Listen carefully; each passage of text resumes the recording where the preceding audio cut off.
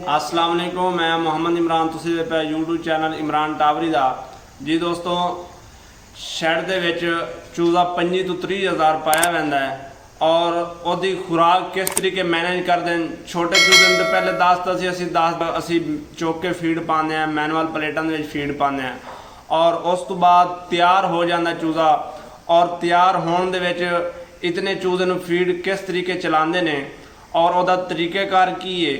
अगर फीड दे विच कोई असी दवाई इस्तेमाल करनी होवे या दही इस्तेमाल करनी होवे, उस दवाई या दही किस तरीके इस्तेमाल होंदी उहदे च और उहदी फीड चलाने का तरीक़ेकार की है। मैनुअल किस तरीके चलाते हैं और आटो हुण जिहड़ी है आटो फीड चलती पई आ। इंशाअल्लाह वो तुहानूं दिखाने हैं कि किस तरीके आटो फीड असी चलाते हैं और वह की तरीक़ेकार है और आटो फीड किस तरीके अपनी फीड पहुँचती है जी। दोस्तों, यह साडी हुण दही रली पई है फीड दे विच और जिहड़ी 12 घंटिਆਂ ਦੀ फीड बनती है। यह बोरियां लगियां पईयां 34 बैग असी चलाउण लगे 12 घंटिਆਂ ਦੇ ਵਿੱਚ और इस तरीके हापर फीड पाउंदी आ। एक पहले बोरी असी पाती आ, हुण असी हापर चलाने हैं और उस तो बाद जिहड़ी फीड पवेगी वो भी तुहानूं दिखाने हैं। यह हुण हापर का बटन ऑन हो गया।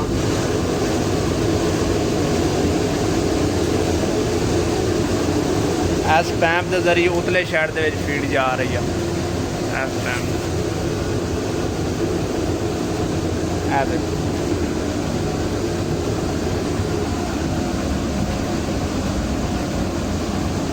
हम लड़का फीड की बोरी एक पाएगा। इस तरीके फीड की बोरी पैनी है जी और उस तो बाद दही जी होनी है फीड, दही वाली फीड लाई हुई है और वो पाने का तरीक़ेकार इस तरीके है। साडी कोई दवाई है तो तुसी दवाई अपनी उस हिसाब की तोल के ग्रामां के हिसाब तो वह भी हर बोरी के उत्ते इस तरीके ही असी फीड पाने हैं। जो अगों अंदर हापर भरे जाने ने फिर यह आटोमैटिक जोड़ा बंद हो जाएगा।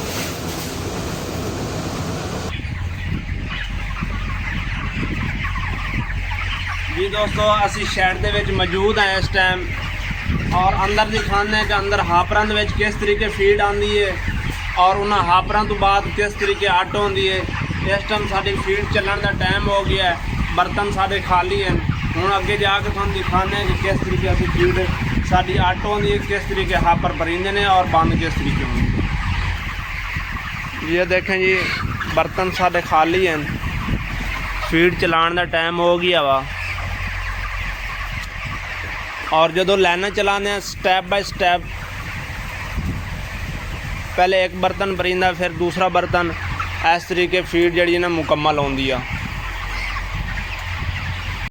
जी। दोस्तों, यह साढ़े हापर ने वही लेंथ जी ना आ रही है मेन और पहले एक हापर भरीगा फिर दूसरा, इस तरीके स्टैप बाय स्टैप जोड़े ना हापर भरेंगे। तुम चेक कर सकते हो फीड आ रही है।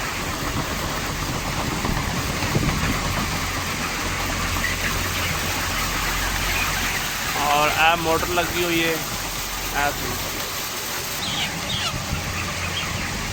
यह सेंसर लगा हुआ जी,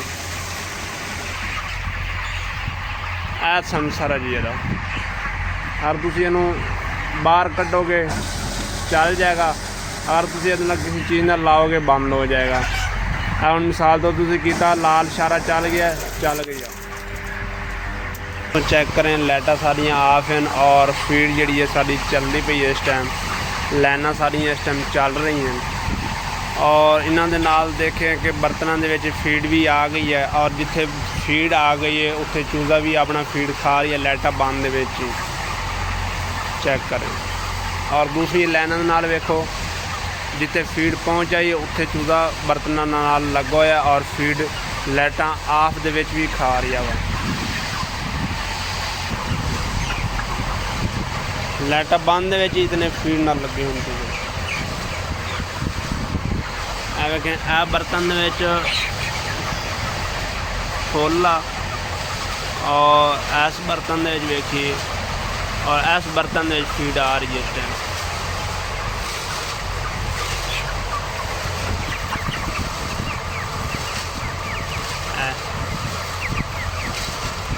जदों यह बर्तन मुकम्मल होएगा फिर अगले बर्तन ਦੇ ਵਿੱਚ ਫੀਡ ਵੇਖੋ।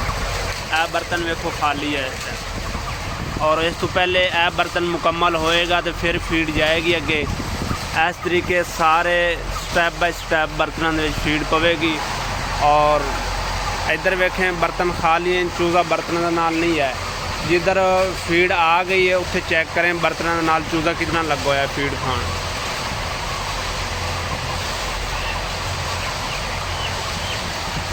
ये जी साढ़े रहिंदे ने बर्तन, आध तिकर फीड पहुँच गई है और आध तिकर रहिंदी है। इस तरीके स्टैप बाय स्टैप जिहड़ा बर्तनों में मुकम्मल होगी।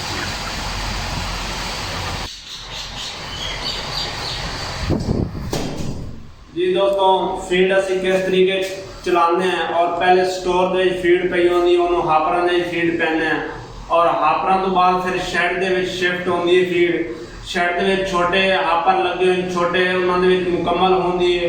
जो उन्हां दे विच मुकम्मल हो जाने उस तो बाद असी लाइनां चलाने हैं, और लाइनां चलाने तो बाद स्टैप बाय स्टैप बर्तनों दे विच फीड आती है।